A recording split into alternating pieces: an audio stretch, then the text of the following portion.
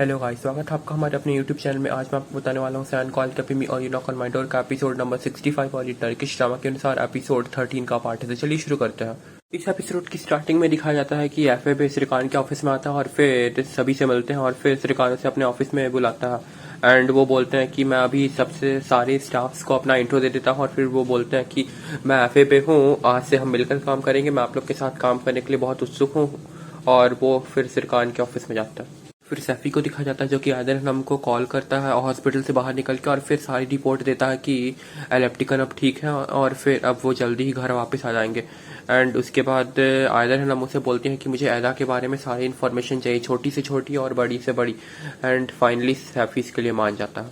अब श्रीकांत के ऑफिस में दिखा जाता है जहाँ पर कि सब कोई बैठे रहते हैं एंड फेरिड बोलना स्टार्ट करता है कि हाँ तो अब हम उस प्रोजेक्ट के बारे में बातचीत कर लेते हैं जिसके लिए हम साथ काम करने वाले हैं। फिर श्रीकांत एफएबी को बोलता है कि सैली ने जो शेयर्स आपको बेचे हैं 45% में वो आपसे अभी खरीदना चाहता हूँ। तो फिर एफएबी इसके लिए मना कर देते हैं और बोलते हैं कि मैं अभी 6 महीने तक तो ये शेयर्स बिल्कुल नहीं बेचूंगा क्योंकि इससे मार्केट में लोगों पे मेरा ट्रस्ट हट सकता है क्योंकि मैंने आज ही शेयर खरीदा और आज ही बेच दिए। फिर सलीन फाइनली मतलब कि गवर्नमेंटल कागजों पे सिग्नेचर कर देती है और ऑफिशियली ये डिक्लेयर हो जाता है कि सारे शेयर्स अब एफएबी के हैं। फिर एफए बोलते हैं चलो इस बात के जश्न मनाते हैं कि आज अब हम पार्टनर्स हैं। तो फिर श्रीकांत बोलता है नहीं, आज मेरे पास बहुत काम है। फिर मेलो को दिखा जाता है जो कि श्रीकांत के ऑफिस की दीवारों पर कान लगाकर सुन रही होती है कि वे लोग क्या बातें कर रहे हैं। तो फिर अदा उसे मना करती है और फिर मेलो बोलती है मुझे सुनने दो। और फिर अदा बोलती है कि क्या आप मुझे ही बताएंगे कि वे लोग क्या बातें करते हैं। तो मेलो बोल रही होती है कि मुझे पहले एटलीस्ट सुन लेने दो, उसके बाद मैं तुम्हें आकर बताऊंगी।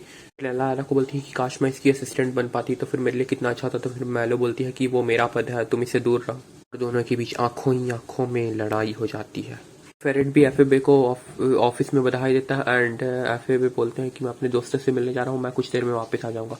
अब एक और जहाँ पर फेरेट और एफएबी साथ में काम कर रहे हैं तो फिर जब वे लोग चले जाते हैं तो और सैलिन भी जाती रहती है तो श्रीकांत से बोलता है कि सैलिन मुझे तुम्हारी ज़रूरत होगी, तुमने देखा ना कि उनका कंट्रीब्यूशन बहुत स्ट्रांग है एंड एफएबी ने उसे 5% तुरंत दे दिया। तो फिर सैलिन बोलती है मुझे नहीं पता था कि वे लोग इतनी जल्दी मान जाएंगे और श्रीकांत उससे मदद मांगता है कि मुझे तुम्हारे सपोर्ट की ज़रूरत है, अगर आपने मुझे अभी छोड़ दिया तो हमारे हाथ से कंट्रोल जा सकता है कंपनी का। और ये सब अदा भी सुन रही होती है एंड फिर सलीन वहाँ से चली जाती है। फिर अदा श्रीकांत के लिए कॉफ़ी लेकर आती है उसके ऑफिस में, उसके बाद फिर उससे बातचीत करते हैं। अदर हमको दिखा जाता है जो कि इलेक्ट्रिकन को सोते हुए देख रही होती है हॉस्पिटल में और फिर उनसे मिलने के लिए आयफर आती है। लोग फिर अदर हमको संतावना देती है कि सब कुछ ठीक हो जाएगा और इलेक्ट्रिकन भी जल्दी ठीक हो जाएंगे और फिर उनके इस हाल के बारे में पूछते हैं कि वे कैसी हैं। तो फिर आदर हम बोलते हैं कि कई लोगों ने मुझे इलेक्ट्रिकन के हाल समाचार पूछने के लिए कॉल किया मगर आप पहली हैं जिसने कि मेरे बारे में पूछा कि मैं कैसी हूँ। आपका धन्यवाद, मैं भी ठीक हूँ। फिर आयफर उनके लिए एक केक बनाकर लाई थी तो फिर वो उन्हें दे देती है और फिर जाने लगती है। तो फिर उनके बीच ऐदा और श्रीकांत के प्यार वाली बात निकल कर आ जाती है और फिर इससे आयफर बहुत टेंशन में आ जाती है और उनकी तबीयत खराब होने लगती है। तो आयदन हम उन्हें थोड़ा सपोर्ट देती हैं और फिर उन्हें संतावना देकर उनके हाथ पांव मलती है और उन्हें वापस होश में लाती है। खान को अपने ऑफिस में दिखा जाता है जो कि एफएबी को उनका ऑफिस सिलेक्ट करने के लिए रूम्स बता रहा था कि हमारे ऑफिस के ऊपर भी एक रूम है, बहुत सारे रूम्स हैं और नीचे भी बहुत सारे रूम्स हैं। तो फिर एफएबी बोलते हैं कि नहीं, मुझे बस यहीं पर एक टेबल चाहिए, मैं अपने स्टाफ्स के साथ बैठकर काम करना ज़्यादा पसंद करूंगा, इससे हमारे बीच अच्छा बॉन्ड बनेगा। श्रीकांत से पूछता है अच्छा आपकी टीम कब तक आएगी। तो फिर एफए बोलते हैं वे लोग जल्दी ही यहाँ होंगे। तो फिर श्रीकांत बोलता है जब तक वे नहीं आते आप हम मेरे स्टाफ में से किन्हीं को अपना असिस्टेंट बना लीजिए। तो फिर वो ऐदा को बोलता है कि क्या आप मेरे साथ काम करना पसंद करेंगी। तो फिर लैला से बोलती है, ऐदा को बोलती है कि इटली का टॉप आर्किटेक्चर तुम्हें अपना असिस्टेंट बनने के लिए बुला रहा है, जाओ जाओ। और फिर ऐदा जाती है और फिर मान जाती है। फिर श्रीकांत बोलता है मैं अपने ऑफिस में जा रहा हूँ और फिर वो अपने ऑफिस में चला जाता है। सैफी और आदर हमको बैठे हुए दिखा जाता है और फिर सैफी उन्हें एरा के बारे में विस्तार से बताने के लिए स्टार्ट करता है। वो बोलता है कि एदा बचपन से ही बहुत ही उन्नत छात्रा रही है और वो बचपन से ही मतलब कि स्कॉलरशिप पे पढ़ रही थी। आदर हम बोलते हैं कि मुझे उस एदा के बारे में विस्तार में बताइए। मान लीजिए कि अभी हम एदा को नहीं जानते हैं, उस पर एक शोध कर रहे हैं कि वो क्या है और कैसी है। सैफी बोलता है ठीक है और फिर उन्हें बताना शुरू करता है कि वो आर्ट लाइफ आर्किटेक्चर द्वारा दी गई स्कॉलरशिप पे पढ़ाई करती थी। जब वो इटली जा रहे थे तो अपने खर्चे कम करने के लिए सरकार ने उसकी लॉ स्कूल जैसे छात्रों की स्कॉलरशिप रद्द कर दी थी। ये सरकार ने नहीं किया था, ये उसके ऑफिस के स्टाफ ने डिसाइड किया था कि स्कॉलरशिप कट कर देना चाहिए। ये सरकार की गलती नहीं थी, जो कि फर्स्ट के कुछ एपिसोड्स में ही डिस्कस हो चुका है। तो अगर आपने नहीं देखे वो एपिसोड्स तो जाके देख सकते हैं, प्लेलिस्ट का लिंक डिस्क्रिप्शन में है। फिर साहिब बोलता है कि दरअसल इसी वजह से अदा ग्रेजुएशन कंप्लीट नहीं कर पाई। फिर कुछ सालों बाद जब वो स्कूल में सिरकान से मिली एक प्रोग्राम के दौरान, तो उसने सिरकान की वहाँ पर हथकड़ी डाल दी। राधे हम उसे रोकती है और बोलते हैं ये सर हथकड़ी का क्या मैटर है। तो फिर साहिब बोलता है ये मुझे भी नहीं पता। फिर राधे हम टेंशन में बोलते हैं कि मुझे समझ में नहीं आ रहा था कि ये दोनों कर क्या रहे हैं। तो फिर साहिब बोलता है कि आपको समझ में क्यों नहीं आ रहा, वे दोनों प्यार में। और फिर वो सैफी को कुछ काम से भेज देती है। फिर सिरकान के ऑफिस में दिखाया जाता है जहाँ पर कि फेरिट एक बैग में कुछ फाइल्स को डाल रहा था और फिर सरीन भी कुछ फाइल्स को लेकर आ रही थी और फिर वो फेरिट से टकराती है एंड उसके हाथ से फाइल्स गिर जाती है। फिर सरीन फेरिट से पूछती है कि तुम कैसे हो, क्या तुम्हारी तबीयत अब ठीक हो गई। तो फिर फेरिट बोलता है हाँ ठीक हूँ मैं, और जल्द ही और ठीक हो जाऊंगा। और फिर वो बोलता है कि उस दिन आपके उस सपोर्ट के लिए थैंक यू, नहीं तो पता नहीं मेरा क्या होता। एंड फिर उन दोनों को बात करते हुए सलीन भी देखती है और फिर उसके पास पिरल आती है और फिर पूछती है कि क्या हुआ। तो फिर सरीन बोलती है कि मुझे नहीं पता था कि फेरिट सरीन को पहले से जानता है। तो फिर सरीन के बारे में बताती है कि वो बहुत ही अच्छी लड़की है एंड उसके पास काफ़ी कुछ कंट्रोल है। तुम्हें पता है पहले वो और एंगिन साथ में थे मुझे जलाने के लिए, और फिर अब मैं और एंगिन साथ में हैं। फिर सलीन उसे पूछती है कि तुम किस बारे में बोल रही हो। तो फिर पिरल बोलती है कि मैं आपको विस्तार से इस बारे में बताऊंगी। तो फिर सलीन उससे जिद करने लगती है कि मुझे अभी बता दो। तो फिर वो बताती है कि हमने एक साथ डिनर किया और हमारे बीच एक किस हुआ, बस।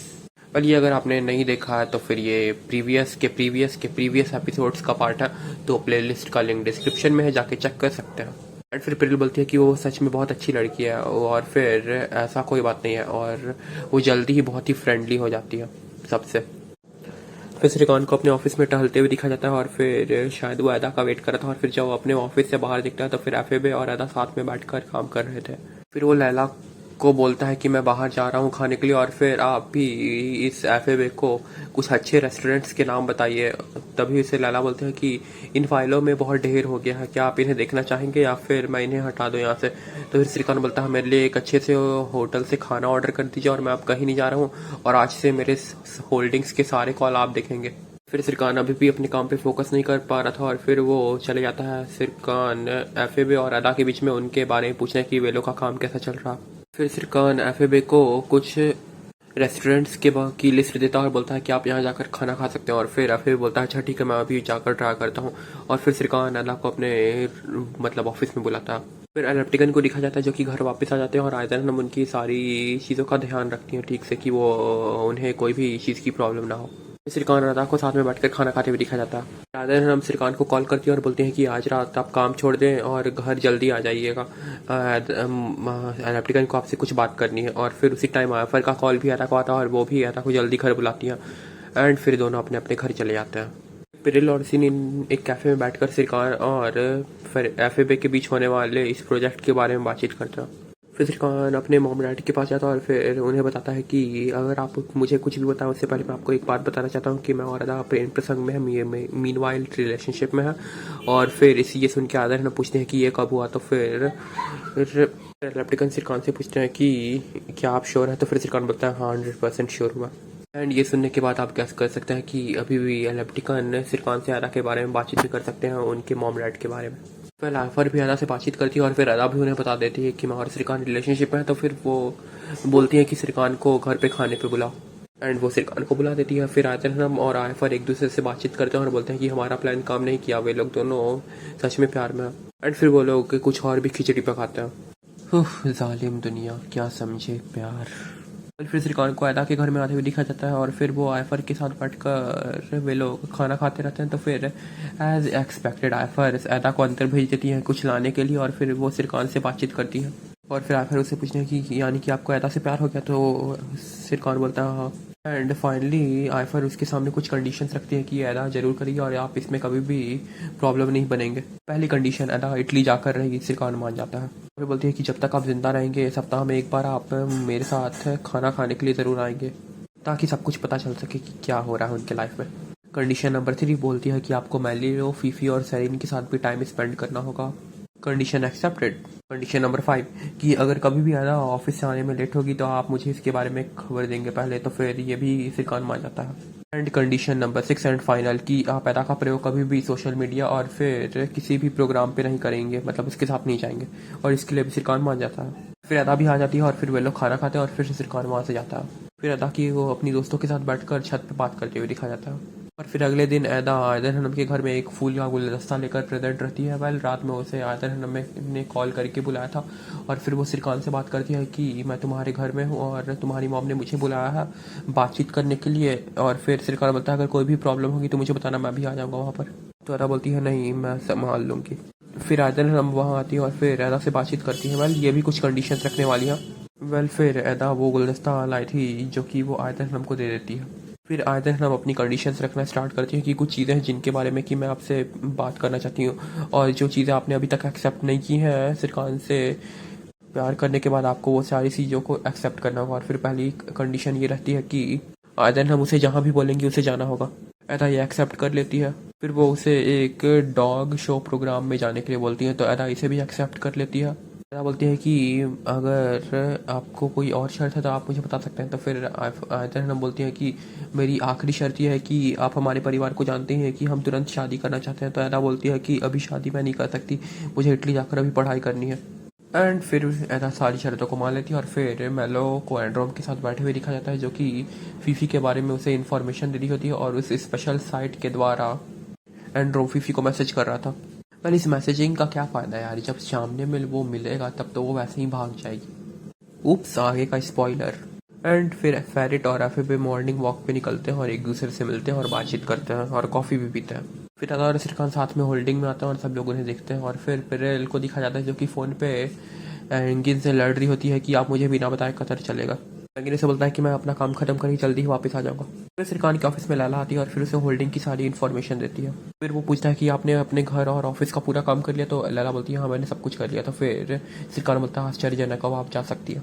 फिर लैला इमोशनल हो जाती है और फिर बोलती है कि चाहे कुछ भी हो सिरकान, मैं तुम्हारे साथ एक बार फिर से काम करना चाहूँगी। तो फिर सिरकान बोलता है मैं इसके लिए निश्चित नहीं हूँ, लेकिन आपकी सोच के लिए धन्यवाद।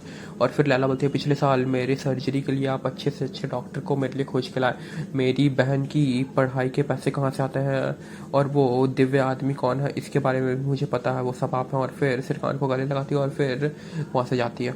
अदा लाइब्रेरी में जाती है और फिर पिरल से पूछती है कि मैंने इससे गोल्फ रिजॉर्ट के कुछ फाइलें तैयार की हैं और फिर मैं आपको ये दिखाना चाहती हूँ, क्या आप इन्हें देखकर बता सकते हैं कि मैं इन्हें कहाँ रखूँ। तो फिर पिरल उसे सलाह देती है कि आप 2 महीने में इटली जा रही हैं, अगर आप इस प्रोजेक्ट को श्रीमती अदिल को सौंप देंगे तो ज़्यादा अच्छा होगा। तो फिर अदा इससे सेट हो जाती है और फिर सिरकान को दिखाने के लिए प्रोजेक्ट जाती है। एंड सिरकान के ऑफिस में पहले से सलीन बैठी रहती है और फिर सिरकान एज एक्सपेक्टेड उसे सपोर्ट के लिए मांग कर रहा होता है कि तुम मेरे सपोर्ट करो बस। एंड दूसरी ओर एफए पे अदा के लिए कॉफ़ी लेकर आता है। फिर वे लोग साथ में कॉफ़ी पीते हैं और फिर एफए पे बोलता है क्या मैं आपके डिज़ाइन देख सकता हूँ। तो फिर अदा उसे दिखाती है तो वो उसकी बहुत तारीफ़ करता है। वेल फिर सलीन जब ऑफिस से जाती है तो अदा सिरकान अदा को एफए के साथ देखता है और फिर गुस्सा आ जाता है एज एक्सपेक्टेड। एफए अदा को इटली जाने के लिए ऑफर कर रहा था और बोल रहा था कि आप मेरी कंपनी में जाएं और फिर आपकी पोस्ट बहुत अच्छी होगी, मैं आपको मेरी टीम आपकी बहुत सहायता करेगी। तो फिर अदा उसे बोलते हैं कि मैंने अभी तक स्नातक भी नहीं किया और मेरे पास कोई डिग्री नहीं है। तो फिर एफए बोलता है सिरकान बोल्ट के ऑफिस में और आपके पास डिग्री नहीं है, ये तो हो ही नहीं सकता। फिर एलेप्टिकन और आयदर हनम को बैठे हुए दिखा जाता है और फिर वो पूछते हैं कि क्या तुमने अदा से बात की। तो आयदर हनम बोलते हैं कि हाँ मैंने उनसे बात की और उसने सारी कंडीशंस को एक्सेप्ट कर लिया, लेकिन ये कंडीशंस रखना मेरा तरीका नहीं है। एंड फिर एलेप्टिकन से बोलते हैं कि तुम्हें मैं बता रहा हूँ कि अदा और सिरकान प्यार में है, लेकिन तुम समझो इस बात को। और फिर ये सुन के आयदर हनम बहुत गुस्सा हो जाती है। एलेप्टिकन बोलते हैं कि मुझे सच में अब लग रहा है कि सिरकान को ये बातें जानना बहुत ज़रूरी है। फिर आयदर हम बोलती हैं अगर ये उसे पता चलेगा तो बहुत बुरा हो सकता है। तो फिर वो बोलता है इसकी गारंटी मैं लेता हूँ, अगर कुछ भी बुरा होगा तो मैं संभालूंगा, ये मेरा काम रहेगा। फिर सिरकान की मॉम सिरकान को कॉल करती है और बोलती है कि जल्दी से घर आ जाओ, तुम्हारे पिता को तुमसे बात करनी है। फिर सिरकान उन्हें मना कर देता है घर आने से और बोलता है कि आज रात मुझे बहुत काम है, मैं नहीं आ पाऊंगा। और अदा भी ये सब पीछे खड़ी होकर सुन रही होती है और फिर कॉल रखने के बाद अदा और सिरकान के बीच लड़ाई हो जाती है और फिर सिरकान वहाँ से चला जाता है। फिर अदा से पूछती है कि सिरकान कहाँ गया। तो फिर एज उसे सब कुछ पता रहता है कि सिरकान कहाँ गया। तो फिर वो उसे सिरकान का एड्रेस दे देती है एक और नए घर का। और फिर एंड्रोम को दिखा जाता है जो कि एक कैफे में बैठकर फीफी का वेट कर रहा होता है। जब फीफी उसे देखती है तो वो उसके पास नहीं आती और फिर वहाँ से भाग जाती है बहाना मार के। एंड फिर रात हो जाती है और फिर अदा भी वहाँ आती है और फिर वे दोनों नाइट वहीं स्पेंड करता है। फिर सुबह हो जाती है और फिर सिरकान अदा को अपने घर ड्रॉप कर देता है उसके और फिर अपने घर जाता है। फिर एफएबी को दिखा जाता है जो कि अपने गाड़ी में लगे एक फ़ोन से, मतलब कि स्पीकर वाले फ़ोन से बात करता है किसी और फिर बोलता है कि मेरे पास आर्ट लाइफ आर्किटेक्चर के 45% शेयर्स आ गए हैं और आप जब चाहें तब यहाँ पर आएँ और हम आपसे मिलते हैं। वेल ये मिस्ट्री मैन को उतना अभी तक ये नहीं पता। एंड अब सिरकान के मतलब सिरकान के पिता रेप्टिकन उसे अदा के मॉम डैड के बारे में बता देते हैं और फिर सिरकान इसे बहुत टेंशन में रहता है और फिर उसे अदा की बातें याद आने लगती हैं कि जब वे लोग शाले में थे तो अदा ने उसे सारी बातें बताई थी कि उसकी तबीयत कब से ख़राब होने लगी और सिरकान ये सब सुन के बहुत सैड हो जाता है और फिर रोने लगता है और फिर उसके पिता जब उसे सपोर्ट देने की कोशिश करता है तो उनसे दूर हो जाता है और फिर रोने लगता है। एंड आज का एपिसोड यहीं पर ख़त्म होता है रोते रोते। तो अगले एपिसोड में जानेंगे कि क्या अदा को सिरकान ये सब बताएगा या नहीं और फिर जब अदा को ये सब पता चलेगा तो क्या होगा। तब तक के लिए बाय बाय गाइस। और अगर अभी तक आपने चैनल को सब्सक्राइब नहीं किया है तो भाई आप बहुत बुरा कर रहे हो, अब तो सब्सक्राइब कर दो यार। Well see you guys, bye.